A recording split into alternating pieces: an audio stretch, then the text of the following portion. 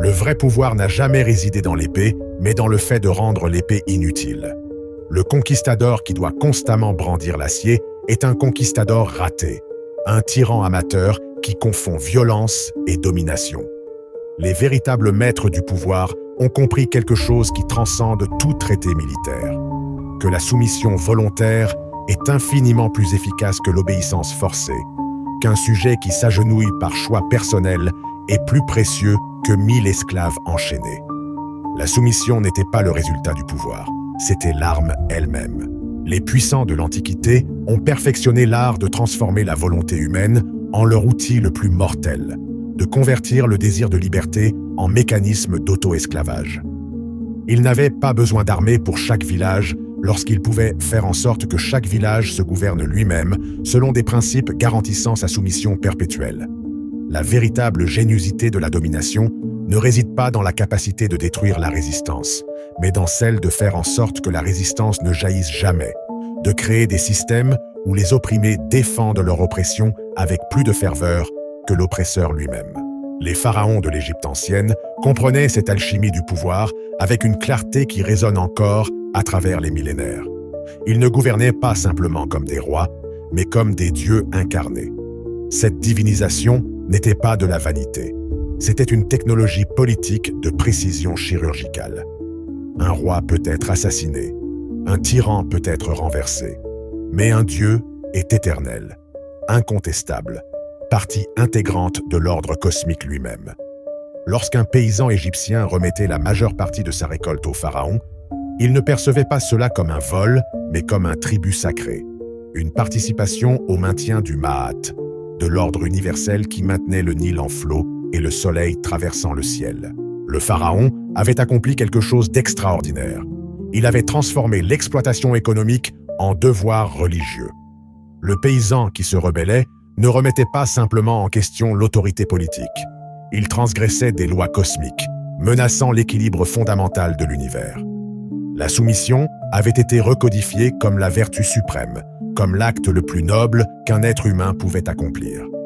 Le pouvoir du pharaon ne résidait pas dans ses gardes, mais dans le fait d'avoir enlevé tout le système de signification de sa civilisation, d'avoir fait de chaque acte de soumission un acte de dévotion, d'identité, de participation à quelque chose de plus grand que soi. Cette fusion de pouvoir politique, avec une signification cosmique, nécessitait une machinerie élaborée de production de consensus. Les temples égyptiens n'étaient pas seulement des lieux de culte, ils étaient des usines de légitimation. Les prêtres, une classe entière soutenue par l'État, consacrèrent leur vie à interpréter des signaux divins qui soutenaient toujours commodément les décisions du pharaon. Une sécheresse n'était pas le résultat de modèles climatiques, mais une punition divine pour une dévotion populaire insuffisante. Une victoire militaire n'était pas une stratégie compétente, mais la faveur des dieux envers leurs fils élus.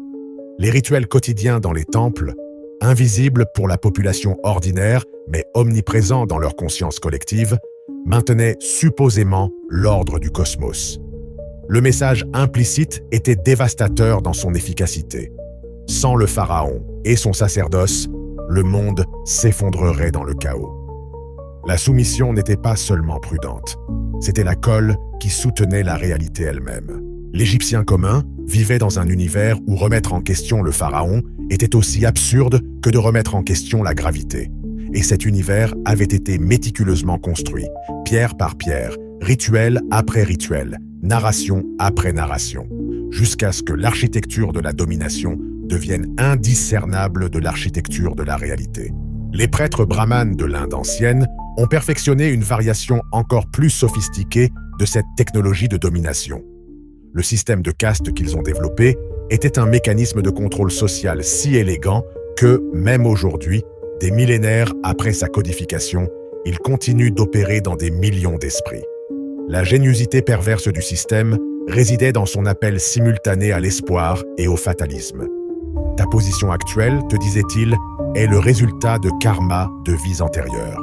Tu es né intouchable parce que dans des existences précédentes, tu as accumulé des dettes spirituelles. Mais, et c'est là que résidait l'astuce d'espoir, rendant le système psychologiquement supportable, si tu acceptes ta position avec grâce, si tu accomplis ton dharma sans te plaindre, dans ta prochaine vie, tu renaîtras dans une caste supérieure. Le système transformait l'injustice présente en une preuve spirituelle, en une opportunité de rédemption. L'intouchable qui se rebellait ne menaçait pas seulement l'ordre social, il sabotait sa propre salvation future. La soumission se transformait en investissement dans l'éternité, en l'action la plus rationnellement égoïste que quelqu'un pouvait entreprendre. Les brahmanes avaient réussi quelque chose qu'aucun système d'esclavage purement coercitif ne pouvait atteindre. Ils avaient fait en sorte que les victimes surveillent jalousement les limites de leur propre oppression, qu'un intouchable punisse un autre intouchable pour avoir violé les restrictions de caste, car cette violation menaçait l'économie karmique qui était leur seul espoir d'évasion éventuelle. Cette utilisation de l'espoir comme instrument de contrôle était peut-être la plus cruelle de tous les mécanismes de domination, car elle préservait dans l'opprimé une illusion d'agence suffisamment forte pour prévenir le désespoir révolutionnaire. Un esclave sans espoir est dangereux. Il peut décider qu'il n'a rien à perdre. Un esclave avec un espoir soigneusement calibré, avec un chemin étroit vers une amélioration future nécessitant une soumission présente, cet esclave est parfaitement contrôlable. Il se contrôle lui-même, se discipline, se exploite lui-même au nom d'un avenir qui ne viendra jamais mais qu'il doit faire semblant d'attendre. Car l'alternative serait de reconnaître que sa vie présente n'a ni échappatoire ni sens. Les brahmanes ont compris que le pouvoir le plus efficace ne détruit pas l'espoir. Il le cultive, le canalise, le transforme d'une force potentiellement révolutionnaire en un adhésif qui maintient l'opprimé attaché à sa condition. Les empereurs chinois ont développé des arsenaux complémentaires de techniques de domination sans violence explicite. Le système d'examens impériaux qu'ils ont institutionnalisé était à la fois méritocratie et mécanisme de contrôle total. Tout homme, en théorie, pouvait étudier les classiques confucéens, passer les examens et accéder à des postes de pouvoir administratif. Cette ouverture apparente du système était sa plus grande force en tant qu'outil de domination. Elle créait dans chaque famille de classe inférieure la fantasme de mobilité sociale, l'illusion que leur enfant pourrait être le prochain à progresser. Ainsi, elles appauvrissèrent la famille, en investissant des ressources absurdes dans l'éducation, des décennies d'études de textes qui n'enseignaient pas des compétences pratiques, mais une orthodoxie idéologique.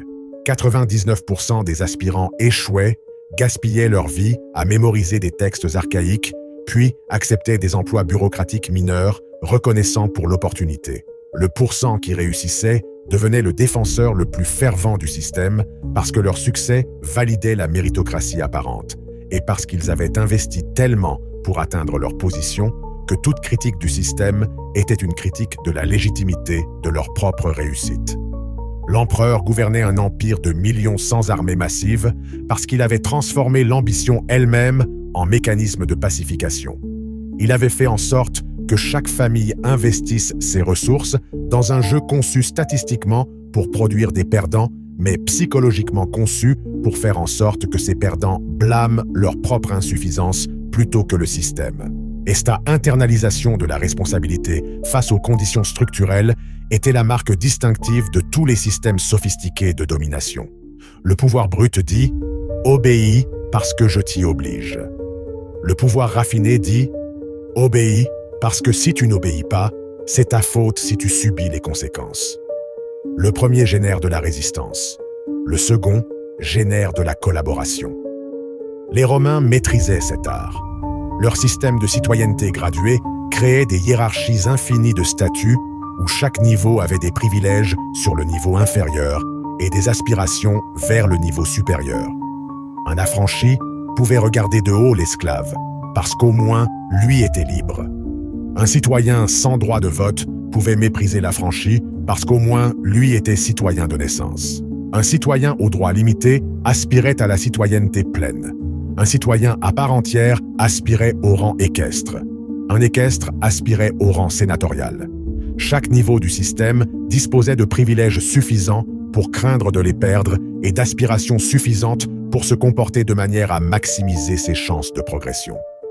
Le système transformait chaque sujet en gardien des hiérarchies qui l'opprimaient, car défendre ces hiérarchies revenait à défendre sa propre position relative, sa petite part de privilège sur ceux qui étaient en dessous.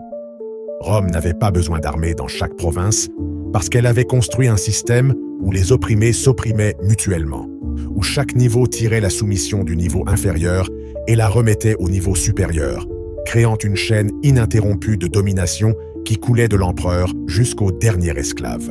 Les guildes médiévales opéraient selon des principes similaires, mais à une échelle plus intime. Un apprenti arrivait chez un maître avide de connaissances, de maîtrise d'un métier, d'accès à une profession respectable. Le maître acceptait l'apprenti, mais à des conditions qui transformaient les 7, 10, parfois 15 années suivantes en une servitude à peine déguisée.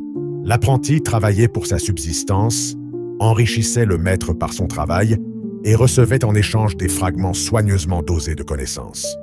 Les secrets véritables du métier étaient gardés pour la fin, garantissant que l'apprenti ne puisse partir prématurément. Et à la fin de la période, lorsque l'apprenti espérait être élevé au rang de maître, il découvrait que les maîtres en place contrôlaient qui recevrait ce titre et que leurs intérêts résidaient à maintenir le nombre de maîtres bas pour éviter la concurrence. Beaucoup restaient officiels toute leur vie, ni apprentis ni maîtres, dans un limbe de semi-compétence et de semi-reconnaissance. Mais ils défendaient le système férocement, parce qu'ils y avaient investi tellement, parce que l'alternative était d'admettre qu'ils avaient consacré des décennies à une structure qui les exploitait systématiquement. La profession extrayait une soumission totale sans besoin de violence, simplement en contrôlant l'accès au sens professionnel, à l'identité occupationnelle, rendant la pratique indissociable de la structure de domination qui l'entourait. L'Église catholique médiévale a peut-être perfectionné le système de domination le plus complet, sans violence directe que le monde ait jamais connu. Son pouvoir ne résidait pas principalement dans l'Inquisition ou les croisades, ce n'était que des ressources extrêmes pour des cas extrêmes. Son pouvoir quotidien résidait dans le monopole de l'accès au salut éternel. Chaque être humain, selon la doctrine officielle, naissait avec le péché originel et était destiné à la condamnation éternelle à moins de participer aux sacrements administrés exclusivement par des prêtres ordonnés. L'Église avait accompli quelque chose d'extraordinaire. Elle avait transformé l'ensemble de l'existence humaine, vie et après-vie, en propriété institutionnelle. Naître sans baptême signifiait le limbe éternel. Mourir sans confession signifiait l'enfer. Se marier sans la bénédiction sacerdotale signifiait vivre dans le péché. L'Église avait inséré ses représentants à chaque moment critique de la vie humaine et avait déclaré ces moments invalides sans participation cléricale. Un paysan pouvait détester le prêtre local, reconnaître sa corruption, son hypocrisie, son exploitation économique à travers la dîme, et pourtant se soumettre à lui parce que ce prêtre corrompu était le seul intermédiaire disponible entre le paysan et Dieu. La soumission ne découlait pas de l'amour ou du respect, mais d'un calcul effrayant, que l'inconfort actuel de se soumettre à l'Église était trivial comparé à une éternité de tourments. L'Église avait enlevé l'au-delà et l'utilisait comme garantie pour obtenir la soumission dans le présent. Ce contrôle du sens post-mortem nécessitait une machinerie symbolique et rituelle élaborée. Les cathédrales gothiques n'étaient pas simplement des lieux de culte.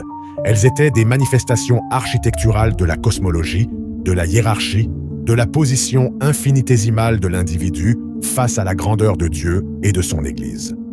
Un paysan qui entrait dans une cathédrale ressentait immédiatement sa propre insignifiance, l'impossibilité de comprendre les mystères sculptés dans chaque colonne, peints dans chaque vitrail, proclamés dans chaque messe en latin qu'il ne comprenait pas. Cette incompréhension n'était pas accidentelle, elle était intentionnelle. Si le paysan pouvait comprendre directement les Écritures, s'il pouvait accéder à Dieu sans intermédiaire, le pouvoir de l'Église s'évaporerait. La liturgie en latin, les rituels élaborés, la théologie byzantine, tout servait à créer un nuage de mystères impénétrables, rendant l'intermédiation sacerdotale indispensable. L'agriculteur apprenait qu'il n'était pas seulement incapable de se sauver lui-même, mais aussi incapable de comprendre les termes de sa propre salvation. Une dépendance totale avait été fabriquée, puis déclarée condition humaine naturelle, volonté divine, ordre établi par Dieu lui-même. Les commerçants vénitiens et génois qui dominaient la Méditerranée médiévale ont développé des formes de contrôle séculières tout aussi sophistiquées. Leur pouvoir ne résidait pas dans des flottes de guerre, bien qu'ils en disposaient, mais dans le fait d'avoir rendu des villes entières économiquement dépendantes d'eux. Ils contrôlaient les routes commerciales, les réseaux de crédit, l'accès à des marchés lointains. Une ville qui se rebellait contre Venise ne faisait pas face à une invasion, mais à un embargo. Ses produits ne trouvaient pas d'acheteurs. Ses commerçants n'obtenaient pas de crédit. Son économie se flétrissait jusqu'à ce que les élites locales déposées par les rebelles négocient la restauration des relations. Venise avait découvert que la dépendance économique était plus efficace que l'occupation militaire. Un territoire occupé nécessite des garnisons permanentes, génère du ressentiment qui fermente en résistance. Un territoire économiquement dépendant se soumet volontairement. Ses propres élites deviennent des administrateurs de la domination vénitienne parce que leur richesse personnelle dépend du maintien de ces relations. Les commerçants vénitiens avaient transformé le réseau même d'échanges économiques en leur arme de contrôle. Ils avaient fait du commerce une activité indissociable de la soumission, de sorte que toute communauté souhaitant participer à l'économie de la Méditerranée devait d'abord se plier devant ceux qui contrôlaient ses artères commerciales. Cette transformation de la nécessité en instrument de contrôle atteignait son expression la plus pure dans les systèmes de dette qui imprégnaient le monde ancien et médiéval. Un prêteur accordant un prêt à intérêt composé semait des graines de dépendance qui croissaient inévitablement jusqu'à consumer le débiteur. Les termes semblaient raisonnables au départ, gérables, mais étaient calibrés mathématiquement pour garantir un défaut éventuel. Le débiteur découvrirait, après des années de paiement ponctuels, qu'il devait plus que ce qu'il avait emprunté à l'origine, que les intérêts s'étaient silencieusement métastasés. C'est alors que commença la véritable extraction. Le prêteur ne voulait pas un remboursement complet. Il voulait un flux perpétuel de paiements partiels. Il voulait que le débiteur reste perpétuellement endetté, perpétuellement subordonné, incapable de prendre des décisions importantes sans consulter le créancier. La dette transformait les relations économiques en relations de pouvoir. Elle convertissait des transactions apparemment volontaires en mécanismes de domination à long terme. Le débiteur était entré volontairement dans le contrat, avait signé les termes, il ne pouvait pas se plaindre d'injustice. Sa soumission était légalement contraignante. Il avait utilisé sa propre liberté contractuelle pour s'esclavagiser. Et cette paradoxe était précisément ce qui rendait le système si efficace. Le pouvoir qui nécessite la violence pour se maintenir engendre une résistance légitime. Le pouvoir établi par des contrats volontaires suscite la culpabilité chez la victime pour sa propre situation.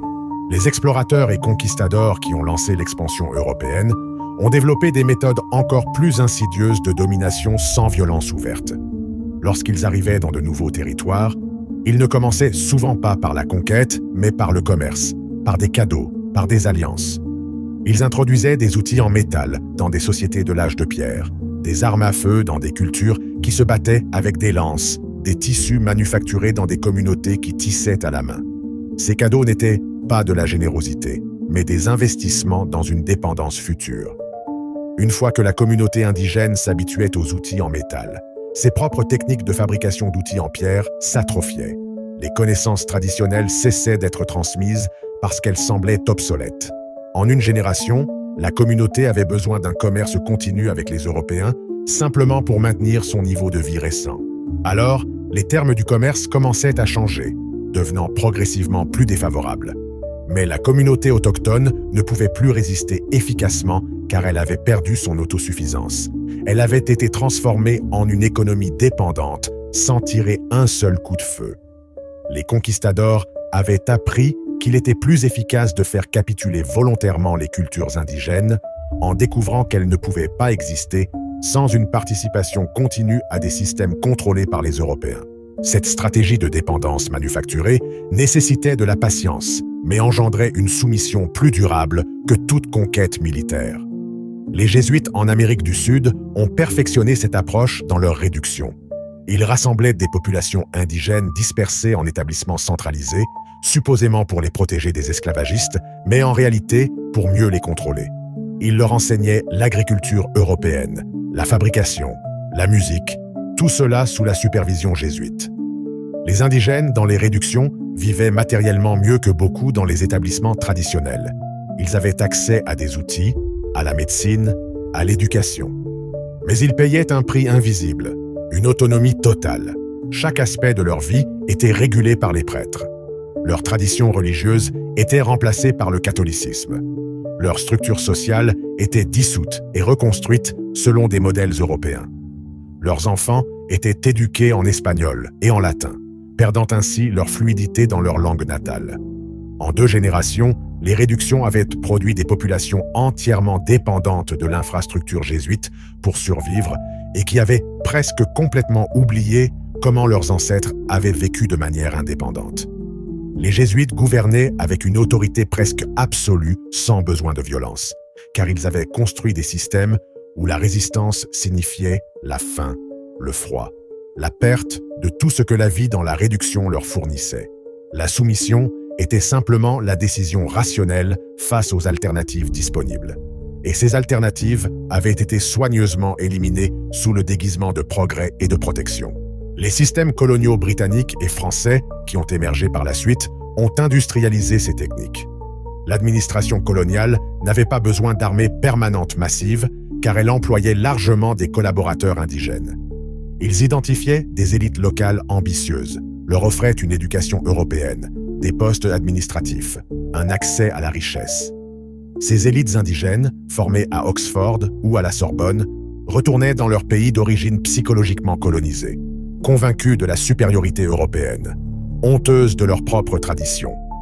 Elles devenaient des administrateurs de la domination coloniale, des traducteurs culturels rendant le pouvoir européen plus digérable pour les populations indigènes. Ils extrayaient des ressources, percevaient des impôts, mettaient en œuvre des politiques dictées de Londres ou de Paris, mais le faisaient avec des visages indigènes, dans des langues locales, enveloppés dans une rhétorique de modernisation et de progrès. Le génie du système résidait dans la manière dont il transformait la conquête en un projet collaboratif. Comment il faisait en sorte que les élites indigènes investissaient leur identité dans le succès du projet colonial, parce que leur statut personnel en dépendait. Ces collaborateurs défendaient le colonialisme plus férocement que les colonisateurs eux-mêmes, car toute critique du système colonial était implicitement une critique de leur propre choix de vie, de leur trahison envers leur communauté d'origine. Ils avaient vendu leur loyauté pour une position sociale et avaient maintenant besoin de croire que cette vente était éthiquement justifiable, qu'ils apportaient réellement le progrès et la civilisation plutôt que de simplement faciliter l'exploitation. Cette collaboration d'élites indigènes révélait quelque chose de fondamental sur le fonctionnement du pouvoir sophistiqué.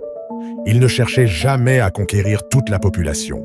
Il lui suffisait de capturer suffisamment de membres des classes dominantes locales pour créer une structure de domination autosuffisante. Les Britanniques en Inde gouvernaient 300 millions de personnes avec moins de 100 000 administrateurs britanniques. Le reste de l'appareil administratif était indien, allant de la police aux juges, des collecteurs d'impôts aux officiers militaires. Ces administrateurs indiens appliquaient des politiques coloniales britanniques sur leurs propres compatriotes. Le système fonctionnait parce que les Britanniques avaient créé des escaliers de mobilité sociale qui passaient exclusivement par la collaboration avec le régime colonial. Un jeune Indien ambitieux qui voulait éducation, position sociale, influence, découvrait que le seul chemin disponible était par le service au Raj britannique. Il pouvait rejeter cette voie par principe, mais alors il restait dans la pauvreté et l'insignifiance tout en voyant ses camarades moins scrupuleux progresser. La majorité choisissait la collaboration, la rationalisant comme du pragmatisme, comme travailler au sein du système pour le changer éventuellement, comme une nécessité de survie. Ces rationalisations étaient exactement ce que le système colonial exigeait pour se perpétuer. Il n'avait pas besoin que tout le monde croie en la supériorité britannique. Il lui suffisait que suffisamment de personnes agissent comme si elles y croyaient, qu'elles fassent les choix qu'un vrai croyant ferait. Car une fois ces choix faits, une fois engagés publiquement dans la collaboration, la dissonance cognitive transformait les collaborateurs pragmatiques en défenseurs idéologiques du système. Les anthropologues et missionnaires accompagnant l'expansion coloniale jouaient un rôle crucial dans ce processus de domination sans violence visible. Ils étudiaient méticuleusement les cultures indigènes, identifiaient leurs structures d'autorité, leurs systèmes de croyances, leurs points faibles. Ensuite, ils conseillaient les administrateurs coloniaux sur la manière de manipuler ces cultures de l'intérieur. Si une société indigène respectait profondément ses anciens, les colonisateurs cooptaient ces anciens. Si une religion indigène avait des prêtres influents, les colonisateurs achetaient ou intimidaient ces prêtres. Si une communauté valorisait certains rituels, les colonisateurs permettaient ces rituels, mais inséraient des éléments qui normalisaient la présence coloniale.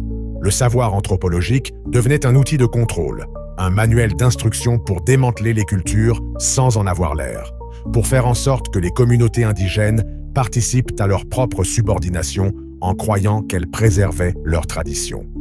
Les missionnaires complétaient ce travail en attaquant l'appareil de signification indigène.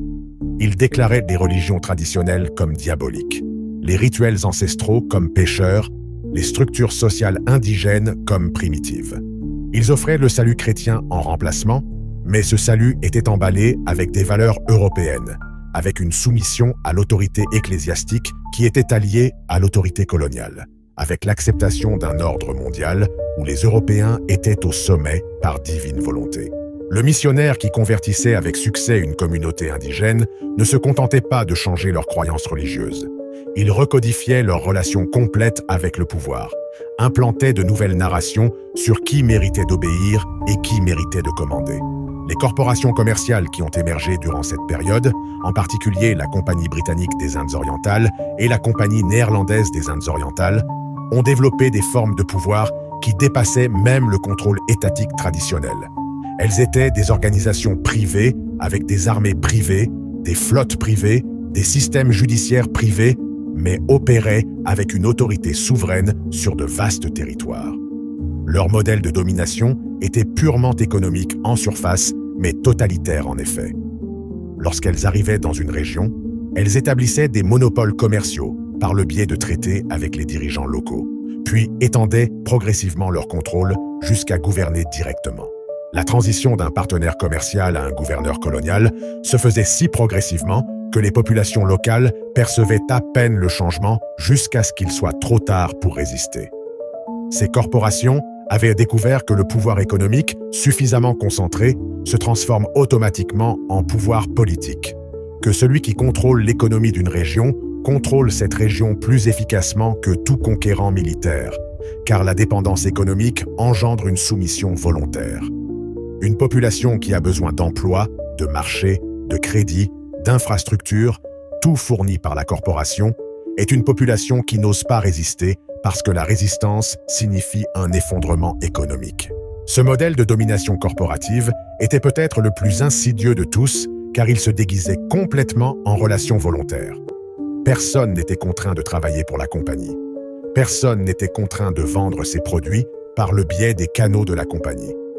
Personne n'était contraint de demander des prêts à la compagnie. Mais les alternatives avaient été systématiquement éliminées. Les concurrents étaient achetés ou détruits. Les marchés indépendants étaient démantelés. Les sources alternatives de crédit étaient sapées.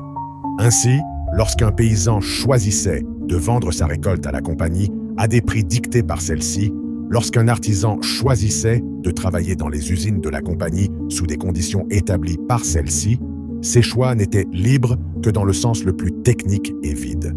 Ce sont des choix faits dans un contexte où toutes les alternatives authentiques avaient été éliminées, mais où la façade de liberté contractuelle restait intacte. Le pouvoir des corporations avait perfectionné l'art d'esclavagiser par des contrats volontaires, d'extraire une soumission totale tout en maintenant la fiction légale selon laquelle toutes les parties étaient des participantes égales dans des transactions libres. Les systèmes éducatifs coloniaux complétaient ce cycle de domination en produisant des sujets parfaitement adaptés à leur subordination.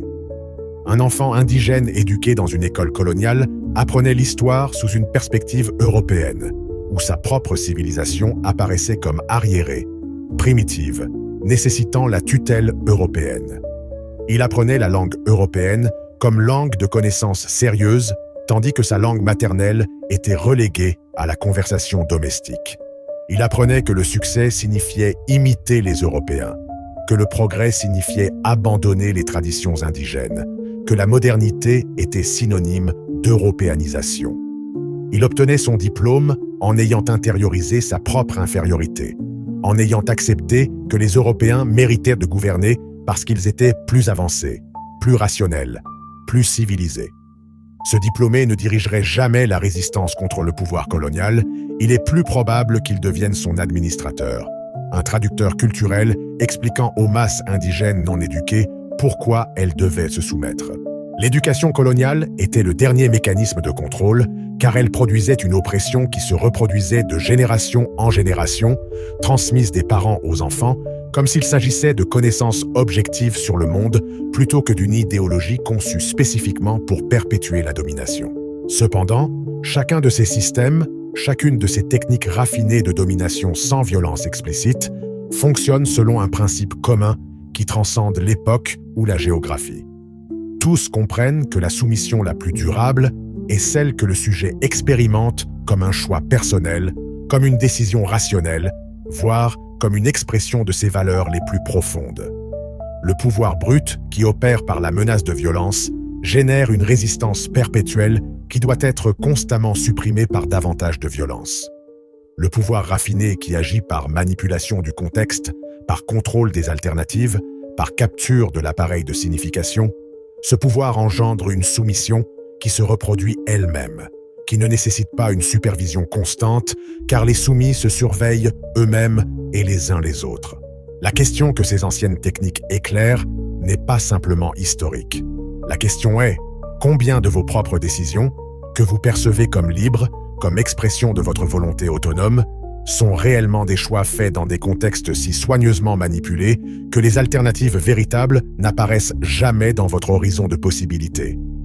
Combien des structures que vous défendez, que vous rationalisez, que vous normalisez, sont des instruments de votre propre subordination que vous avez appris à appeler liberté parce que la véritable liberté a été soigneusement retirée du menu des options avant qu'on ne vous demande de choisir. À quel moment votre soumission a-t-elle cessé d'être quelque chose qu'on vous imposait pour devenir quelque chose que vous avez choisi, que vous défendez, que vous imposerez maintenant aux autres, parce que vous avez investi tellement dans la rationalisation de cette soumission que toute remise en question en est une remise en question de la cohérence complète de votre identité. Car le véritable pouvoir, celui qui perdure à travers les générations, ne conquiert jamais par des épées. Il conquiert en rendant la levée d'épée irrationnelle, inutile, impensable, jusqu'à ce que la domination se naturalise à tel point qu'elle devient invisible. Et ses victimes l'appellent simplement la réalité.